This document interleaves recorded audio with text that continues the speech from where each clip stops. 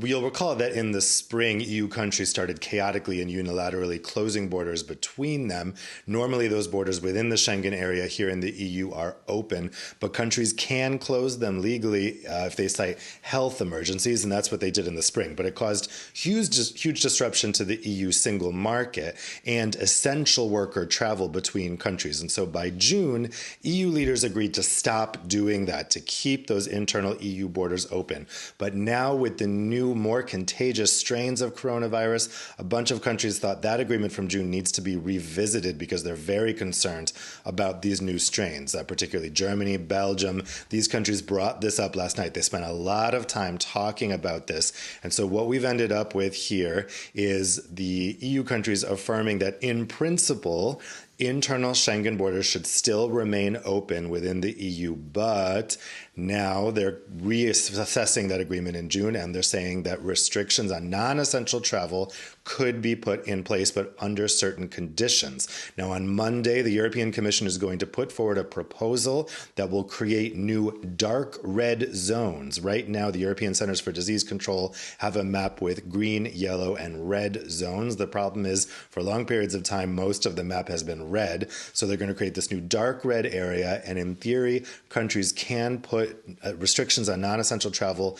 to those regions. Now, the big question is, will prime ministers wait until Monday? We know that here in Belgium, Prime Minister Alexander de Croo is very eager to put in place a border ban from now until the end of the Carnival holidays in February. He's meeting with other government leaders today, and so we'll see if he decides to go ahead with that today or wait until this Commission proposal on Monday. President von der Leyen, Commission President von der Leyen said last night in her press conference, she stressed that Europe is one viral zone. It doesn't make sense if we see a return to communities being split in two like we saw last spring, especially on Belgium's borders. For instance, with France, we saw fences being erected right in the middle of towns because here in Europe, these borders have been open for 2 decades or more. And so there are communities that stretch across these borders. It is very unnatural to put border restrictions up between them. It would be like putting border restrictions between U.S. states. So this is going to be controversial in the coming days. We'll see if countries wait until the Commission's recommendation. Now, Dave, another topic that was discussed was vaccine certificates. Remind us what those are and whether the EU leaders decided anything.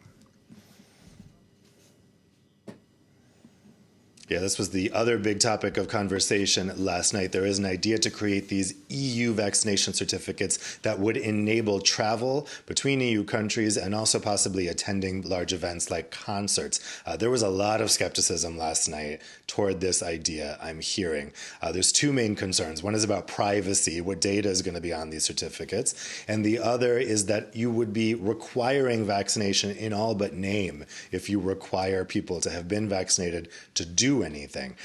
But there are countries really pushing this, particularly those in Europe that depend on tourism. They're afraid of ending up in a situation where different countries in the EU have their own certificates and they're not recognizing each other's certificates, making their use for travel not very effective. So what they did agree on last night is that they can start coordinating what are on national certificates, which information is on national certificates now, but only for health purposes. They said that any discussion on using these certificates for anything else like travel or attending a concert is premature, and they're going to revisit this issue in the spring. In the meantime, they're going to try to coordinate as much as possible what information is on the national certificates that might be issued to people who get vaccinated. All right. Thank you very much, Dave. Dave Keating reporting from Brussels.